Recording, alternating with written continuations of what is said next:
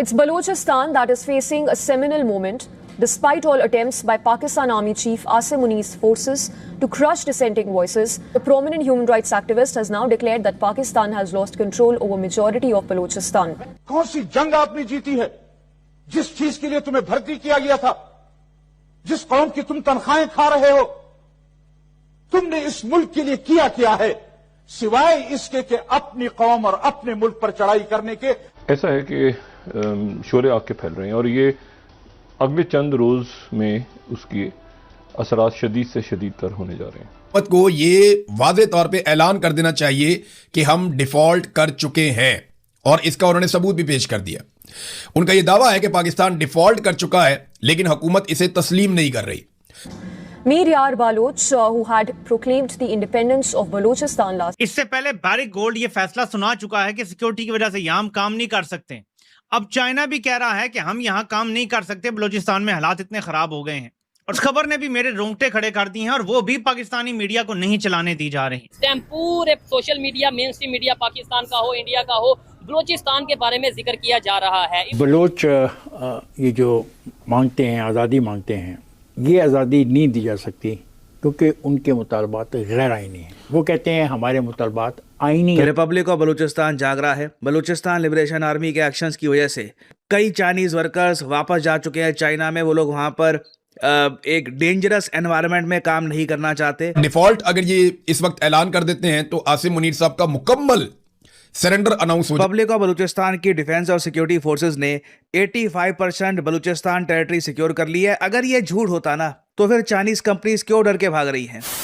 नमस्कार दोस्तों, जय हिंद। जैसा कि आपने क्लिप में देखा, रिपब्लिक ऑफ बलूचिस्तान के इंडिपेंडेंस घोषित करने के बाद चीन बलूचिस्तान में अपने सारे प्रोजेक्ट छोड़ भाग रहा है, जिससे पाकिस्तान को बहुत बड़ा सदमा लगा है। दरअसल बलूचों ने बलूचिस्तान के 85% एरिया पे अपना कब्जा करने के बाद रिपब्लिक ऑफ बलूचिस्तान को इंडिपेंडेंस घोषित कर दिया है, जिसके बाद से ही चाइनीज कंपनी जो कि कॉपर, गोल्ड और सिल्वर की बलूचिस्तान में माइनिंग कर रही थी, उस पे ताला लगा के भाग गई है, क्योंकि वो बलूचिस्तान से खनिज संपदा को बाहर नहीं भेज पा रहा था। ऐसे में चीन ने पाकिस्तान को बलूचिस्तान में जारी कई प्रोजेक्ट्स को बंद करने का अल्टीमेट दिया है। चीन ने कहा है कि अगर बलूचिस्तान में जल्द पाकिस्तान ने कंट्रोल हासिल नहीं किया तो उसके लिए इन प्रोजेक्ट्स को चला पाना मुश्किल होगा। वहीं दूसरी तरफ बलोच लीडर मीर यार बलोच ने रिपब्लिक ऑफ बलूचिस्तान का नेशनल एंथम, नया फ्लैग और यहाँ तक कि अपनी न्यू करेंसी का ऐलान कर दिया है, जिससे पाकिस्तान को बहुत बड़ा सदमा लगा है। पाकिस्तानी बोल रहे हैं कि पाकिस्तान कब का दिवालिया हो गया है, बस इसका ऐलान करना बाकी है। बहुत सारी ऐसी डेवलपमेंट्स हैं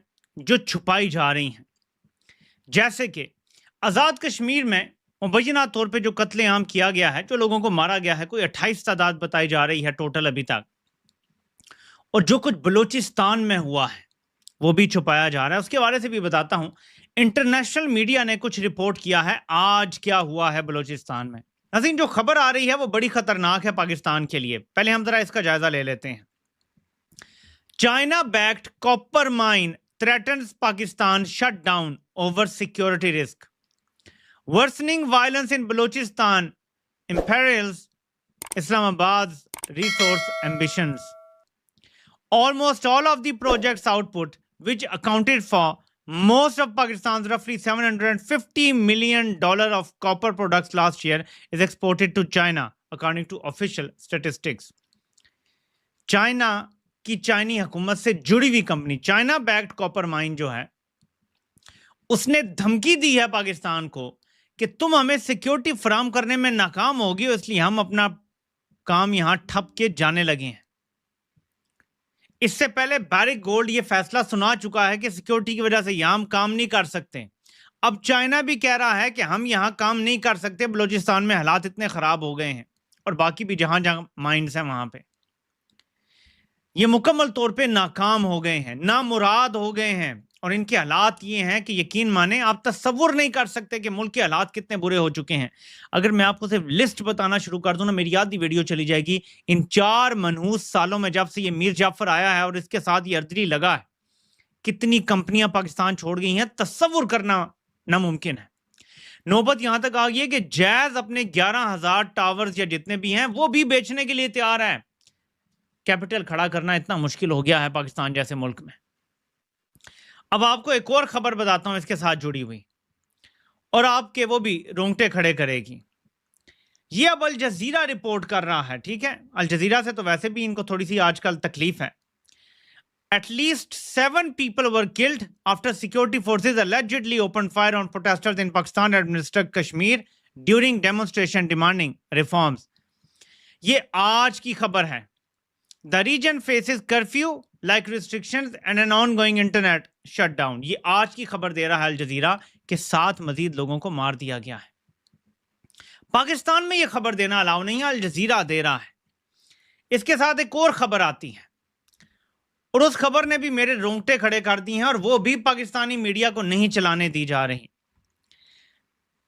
7 पाकिस्तानी फौजी अब तक जो पता चल रहा है मारे गए हैं और 13 जख्मी हुए हैं। बलोच मिलिटेंट्स जो हैं उन्होंने मस्तूंग बलोचिस्तान में एक पाकिस्तानी फौज के एक बड़े काफिले पर हमला किया है। जो फौजी बसों में बैठ के जा रहे थे, छुट्टी पर जा रहे थे या जिधर भी जा रहे थे, उन पर हमला किया गया है। और बताया यह जा रहा है कि पहले जो उनको सिक्योरिटी फराहम करने वाली गाड़ियां थी उन पे हमला हुआ और फिर अंधाधुंध फायरिंग हुई बसों के ऊपर। अब बसें बुलेट प्रूफ नहीं है।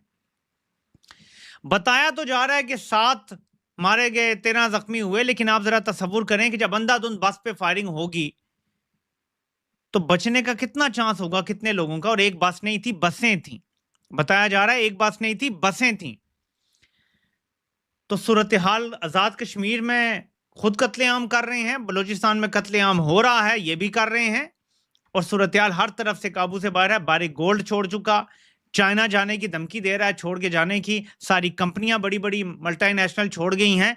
मीशत को इन्होंने बर्बाद कर दिया। इसीलिए तो मैंने दिन को आपको बताया था कि अब सऊदी अरब से फिर भीख मांग रहे हैं कि हमें 6-7 अरब डॉलर का 6-7 अरब डॉलर का हमें तेल दे दो मुफ्त, डेफर पेमेंट पे दे दो, और साथ हमें जो 8 अरब डॉलर रखा हुआ है हमारे स्टेट बैंक में उस पर इंटरेस्ट कम करके 1% कर दो और 15 साल के लिए हमें वो डिपॉजिट दे दो।